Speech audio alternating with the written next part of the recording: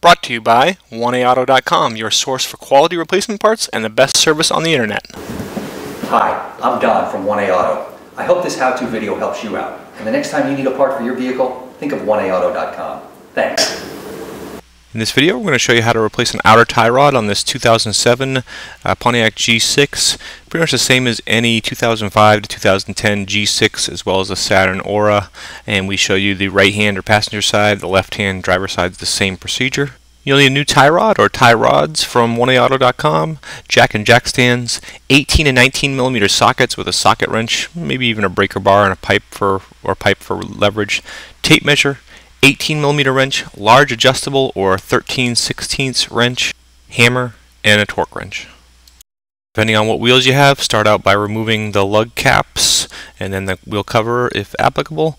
And then if you don't have the benefit of air tools, you're going to want to loosen the lug nuts with the vehicle on the ground, then raise and support the vehicle and remove the lug nuts, wheel, and tire. Use a tape measure to get a general idea of the total length, and you can use a reference point of, say, the outer part of the boot and then the outer part of the tie rod end, and just remember that number. The nut on the end of the tie rod is an 18 millimeter, so I'm using the socket and socket wrench to remove that nut. I'll fast forward as I take off that nut. Locate the nut at the end of the outer tie rod, and we're going to go ahead and just loosen it just a little bit. I'm using a 13/16 wrench. You can use the metric equivalent. With the hammer, go ahead and give the end of that spindle a whack and pull the outer tie rod out, and then you can go ahead and unscrew it. I'll fast forward through that. Be as careful as you can not to turn the inner tie rod. And here we're going to reinstall. You'll notice we are reinstalling the old one. There's nothing wrong with the tie rods on this vehicle. We just are doing this to show you how to do it. But tie rods from 1A Auto are going to be an exact match to the original.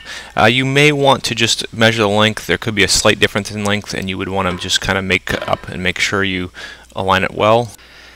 Go ahead and put that 18 millimeter nut back on the outer tie rod end, and then I'm using a small pair of vice grips to hold the other part of the ball joint so that it doesn't spin as I tighten up that 18 millimeter nut. There might be other ways that you find easier to do it, but that's the one that I use, and then once I get it through, I'll be able to put the vice grip on the end that's coming through the nut. You can see here that once I take that socket off, I'll have plenty of room to put that on, and then use an open-ended wrench.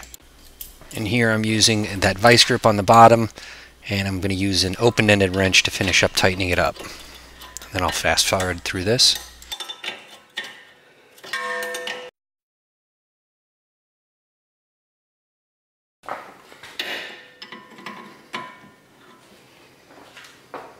Now tighten up the nut on the inner tie rod that we just slightly loosened, and make sure that it's snug up against the back portion of that outer tie rod.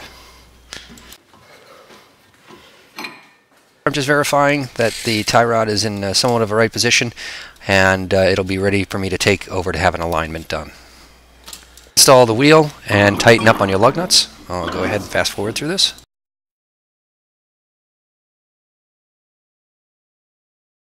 In a star pattern, go ahead and torque your lug nuts to roughly 100 foot-pounds.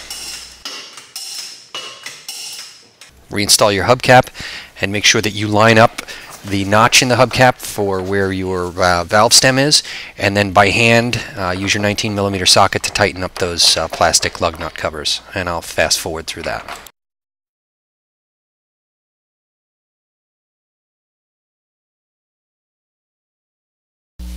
We hope this helps you out. Brought to you by www.1AAuto.com, your source for quality replacement parts and the best service on the internet. Please feel free to call us toll-free 888-844-3393. We're the company that's here for you on the internet and in person.